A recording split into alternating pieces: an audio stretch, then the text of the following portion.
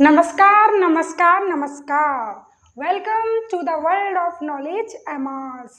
Today we meet mechanism of breathing. कल के lecture में हमने क्या देखा था? हमने देखा था कौन कौन से ऑर्गन्स प्रेजेंट हैं, रेस्पिरेटरी सिस्टम को बनाते हैं, फिर फर्स्ट कौन सा ऑर्गन आता है, फिर कौन से ऑर्गन के पास एयर जाती है, फिर कौन से ऑर्गन्स के पास जाती है. आज हम देखेंगे मैकेनिज्म ऑफ ब्रीथिंग. मैकेनिज्म मतलब कि कैसे एयर को हम अंदर ला पा रहे हैं. एयर तो अंदर आ रही है, ये हमने देखा कल, लेकिन आ कैसे रही है, आ क्यों रही है एयर अंदर, तो ये हमें देखना है. ऐसा कौन सा चेंज हम करते हैं अपने लंग्स के अंदर कि एयर अंदर आती है, फिर कौन सा चेंज करते हैं कि एयर बाहर भी चली जाती है अपने आप. तो चलो पहला देखो, ब्रीथिंग का मैकेनिज्म कर रहे हैं. ब्रीथिंग के 2 स्टेप्स मैंने बताए थे. पहला इनहेलेशन, सेकेंड इज एक्सहेलेशन. यानी कि फर्स्ट स्टेप में आप अंदर लोगे एयर को और सेकेंड स्टेप में बाहर निकालोगे. तो पहला हम मैकेनिज्म देखते हैं इनहेलेशन का. आखिर अंदर एयर आ कैसे रही है, ठीक है. तो देखो यहाँ मैकेनिज्म ऑफ ब्रीथिंग में, फिर यहाँ पे आप छोटा सा हेडिंग डाल के देखना, मैकेनिज्म ऑफ इनहेलेशन. इनहेलेशन, ठीक है. इनहेलेशन का मतलब मैंने क्या बताया था? Intake of air into body, ठीक है. बॉडी के अंदर एयर को ले जाना इनहेलेशन कहलाता है. अब कैसे, हाउ, क्वेश्चन आता है how air is enter in our body. तो देखो एयर को अंदर लाने के लिए 2 चीज़ का इस्तेमाल होता है. एक होती है रिब्स की मसल्स, जैसे आपने देखा होगा ये हमारे लंग्स होते हैं ऐसे. तो लंग्स के आपने देखा होगा पीछे वर्टिबल कॉलम होती है, आगे स्टर्नम होता है. ये वाली जो बोन होती है ना बीच में हमारे चेस्ट में, ये वाली कहलाती है स्टर्नम. पीछे होता है वर्टिबल कॉलम और साइड में जिसे आप पसलियाँ बोलते हो, ठीक है, इन्हें बोलते हैं रिब्स.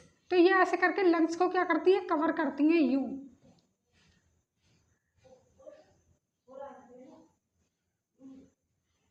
ठीक है. और नीचे क्या होता है, डोम शेप का मसल, जिसे हम क्या बोलते हैं, फ्रेनिक मसल या फिर डायफ्राम, ठीक है. डायफ्राम नीचे कौन होता है, डायफ्राम. आप देख रहे हो, देखो एक चीज़ समझो, जैसे कि आप समझो ये क्या है हमारे, ये स्टर्नम है. ये क्या है, मेरे नेल्स यहाँ मीट कर रहे हैं, ये स्टर्नम समझ लो. पीछे हमारी वर्टिबल कॉलम, पीछे ये क्या मिल गई हमारी, ये जो मिल गई वर्टिबल कॉलम्स, आगे रिब, आगे स्टर्नम, और ये जो साइड में देख रहे हो आप यूं करके, ये जा रही हैं रिब्स. यानी कि एक पूरा कमरा, और नीचे से होगा डायफ्राम. यानी कि यूं ये रिब्स हो गई, ये स्टर्नम हो गया, ये वर्टिबल कॉलम हो गया, और नीचे क्या हो गया, डायफ्राम. तो पूरा एक कमरा सा बन रहा है जिसके अंदर एयर आएगी. यानी कि कैसा चैम्बर बन रहा है, एयर टाइट चैम्बर. यानी कि एक चैम्बर है जिसके अंदर 2 इंपॉर्टेंट लंग्स हमारे प्रेजेंट हैं. पीछे वर्टिबल कॉलम यानी कि रीढ़ की हड्डी, आगे स्टर्नम है, साइड में रिब्स हैं हमारी, और नीचे हमारा डायफ्राम है, ठीक है. और रिब्स की मसल्स को बोलते हैं रिब्स मसल्स, ठीक है. अब चलो, अब हम पूरे तरीके से तैयार हैं अपने पूरे ब्रीथिंग के मैकेनिज्म को समझने के लिए. चलो तो फटाफट से अब हम देखते हैं हाउ, कैसे एयर एंटर करती है. तो हमेशा एक फॉर्मूला याद रखना, pressure is inversely proportional to volume. जहाँ पे ज़्यादा जगह होगी वहाँ प्रेशर कम होगा, और जहाँ प्रेशर ज़्यादा होगा वहाँ वॉल्यूम कम होगी. आप समझो एक किचन है और एक रूम है. एक बेडरूम में 10 लोग हैं और किचन में 10 लोग डाल दो, तो किस में प्रेशर ज़्यादा लगेगा, किचन का वॉल्यूम कम है, यानी कि उसका क्षेत्रफल, उसका एरिया क्या है, कम. तो जब एरिया वॉल्यूम कम होता है, जगह कम है, तो प्रेशर ज़्यादा लगेगा. और बेडरूम देख लो, बेडरूम किचन से तो बड़ा ही होता है ना, तो वहाँ पे 10 लोगों का प्रेशर इतना नहीं होगा. तो यानी कि जहाँ वॉल्यूम बढ़ जाए वहाँ प्रेशर कम. तो हमें क्या करना है, अब हम बाहर का, अपने वातावरण का, एटमॉस्फेयर का प्रेशर चेंज नहीं कर सकते. जो एयर का प्रेशर है वो वही प्रेशर रहेगा. तुम कौन सा प्रेशर चेंज कर सकते हैं, हम वो प्रेशर चेंज कर सकते हैं जो हमारे लंग्स के अंदर है. हम अपने लंग्स के प्रेशर को कम या चेंज कर सकते हैं. अब चेंज कैसे करेंगे, how we change the pressure of our lungs. तो ये हम करते हैं 2 चीज़ से, एक डायफ्राम से और एक रिब्स की मसल्स से. तो देखो, to drawn air into body we have to change pressure, we have to change pressure, and pressure is changed by two things. वो कौन कौन सी हैं? पहला आता है हमारा डायफ्राम, सेकंड आता है हमारी रिब्स मसल। इन्हीं के कॉन्ट्रैक्शन से, इनके पिचकने से और इनके रिलैक्स होने से, यानी कि ओरिजिनल पोजीशन में वापस आने से हम क्या कर सकते हैं, अपने लंग्स के अंदर का जो इंटरनल प्रेशर है उसे अल्टर कर सकते हैं, चेंज कर सकते हैं। तो to drawn air into body we have to change pressure, और कौन सा प्रेशर? टू चेंज इंटरनल प्रेशर, यानी कि pressure of lungs, pressure of lungs. यानी कि जब हमें एयर को अंदर लेना अपनी बॉडी के अंदर, तो यानी कि बाहर प्रेशर ज़्यादा होना चाहिए और हमारे अंदर कम। तभी तो ऐसा होता है, ज़्यादा प्रेशर से कम प्रेशर की तरफ लोग जाते हैं। जहाँ ज़्यादा भीड़ होगी तो लोग ज़्यादा भीड़ से कम भीड़ की तरफ आते हैं।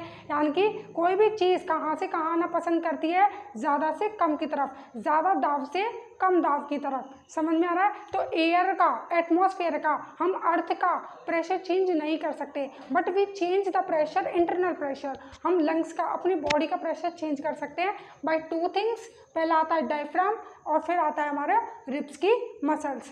अब कैसे करेंगे? By contraction and relaxation. ठीक है? And pressure is change by two things, diaphragm and ribs muscles. तो diaphragm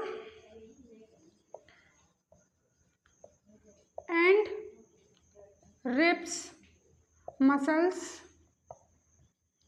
contract and relax, contract and relax to change internal or lungs pressure।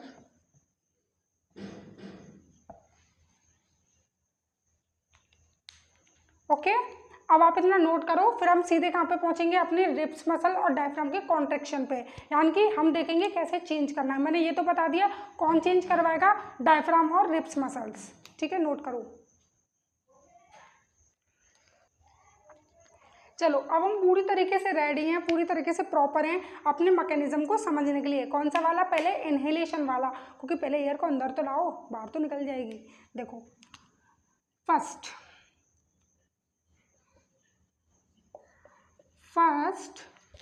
to enter the air into our body। ठीक है, यानी कि first to enter the air into our body, सबसे पहले body के अंदर air को एंटर करने के लिए क्या करेगा?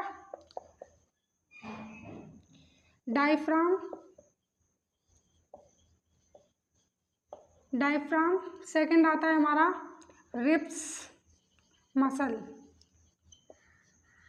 ये क्या करेंगे? बोथ कॉन्ट्रैक्ट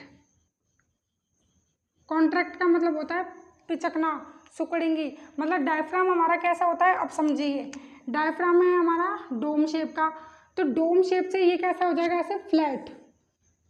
कॉन्ट्रैक्शन के बाद तो आप देख रहे हो डोम से ये कैसा हो रहा है? फ्लैट। तो इतना एरिया बढ़ गया, जब एरिया बढ़ गया तो लंग्स का प्रेशर क्या हो जाएगा? अपने आप ही कम हो जाएगा। यानी कि जो हमने एयर टाइट चैम्बर बनाया था ना, तो लंग्स उसमें नीचे चले गए, उस चैम्बर का एरिया बढ़ गया, और जैसे चैम्बर का एरिया बढ़ता है वैसे ही लंग्स का एरिया बढ़ जाता है। ठीक है, ये ऑटोमेटिक होता है कि जैसा हम कुछ भी चेंज अगर चैम्बर में करते हैं, वो चेंज रिफ्लेक्ट हमें किस में दिखाई देता है? रिफ्लेक्ट होके अंदर, लंग्स के अंदर।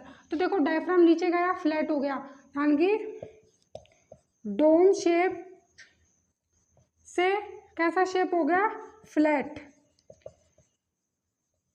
और आप देखो, सांस लेकर देखो, चलो थोड़ा योगा करते हैं, प्रैक्टिस करते हैं। आप सांस लो, सांस लेते हो तो आप देखते हो आपकी चेस्ट बाहर की साइड आती है, आपकी रिब्स, आपकी पसलियाँ थोड़ा बाहर की, अपवर्ड की तरफ, थोड़ा ऊपर की तरफ मूव करती हैं।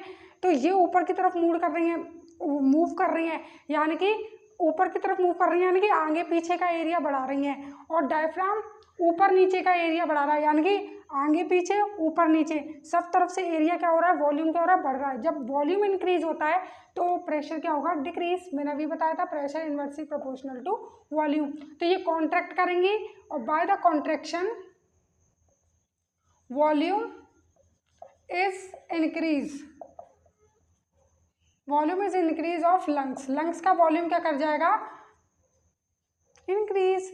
और रिजल्ट क्या होगा इसका, रिजल्ट देखो तो रिजल्ट आ जाएगा आपका, रिजल्ट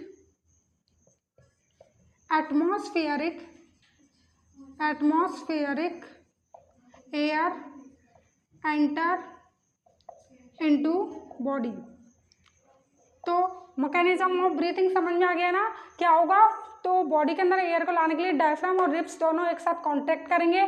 तो डायफ्राम कांटेक्ट करेगा नीचे की साइड और रिब्स अपवर्ड की तरफ, यानी कि डायफ्राम डोम टू फ्लैट हो जाएगा और रिब्स मूव्स अपवर्ड, ये बाहर की तरफ क्या करेंगी, मूव्स करेंगी और दोनों तरफ से क्या होगा, वॉल्यूम इंक्रीज होगा। और वॉल्यूम जैसे इंक्रीज होगा तो एटमॉस्फेरिक एयर हमारी जो बहुत ज़्यादा हाई प्रेशर में बाहर प्रेजेंट है वो झट से एंटर कर जाएगी हमारे लंग्स के अंदर, क्योंकि लंग्स के अंदर प्रेशर कम हो चुका है। अब हम देखेंगे मैकेनिज्म ऑफ एक्सलेशन। इनहेलेशन समझ में आ गया ना, अब देखेंगे एक्सलेशन, जस्ट इसका अपोजिट।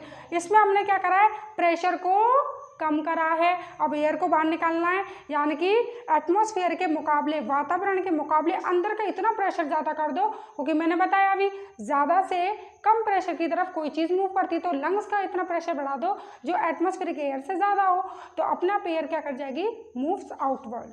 ओके, इतना नोट करो। चलो अभी हमने क्या देखा था, मैकेनिज्म ऑफ इनहेलेशन। अब देखो बॉडी के अंदर एयर लिया है, हमें जो एयर में से लेना था ऑक्सीजन वगैरह उसका यूज़ करा, जो भी वेस्ट प्रोडक्ट निकला क्या निकलता है, कार्बन डाइऑक्साइड। अब मैंने आपको बताया था ना equation, oxygen plus glucose gives ATP plus CO2। तो वो CO2 को, यानी कि उस एयर को भी तो बाहर निकालना है जिसमें CO2 मिक्सड है। ऑक्सीजन एयर मिक्सड तो हमने यूज़ कर लिया, ऑक्सीजन ले लिया, अब CO2 को बाहर कैसे निकालेंगे, तो अब हम क्या करना है, एटमॉस्फेयर का pressure we can not change, तो we can change the pressure of our lungs. तो हम अपना इंटरनल प्रेशर चेंज कर सकते हैं by the relaxation of ribs muscle and diaphragm. Contraction से प्रेशर को कम किया था, वॉल्यूम बढ़ाया था। अब रिलैक्सेशन का मतलब है back to their original position, यानी कि जिस पोजीशन में डायफ्राम था, यानी कि फ्लैट नहीं था ना, वो कैसा था, डोम। तो फ्लैट से कैसा हो जाएगा, डोम, यानी कि जो एरिया, जो वॉल्यूम हमने बढ़ाया था ऊपर नीचे, वो क्या हो जाएगा, कम, वैसा का वैसा डोम चला जाएगा।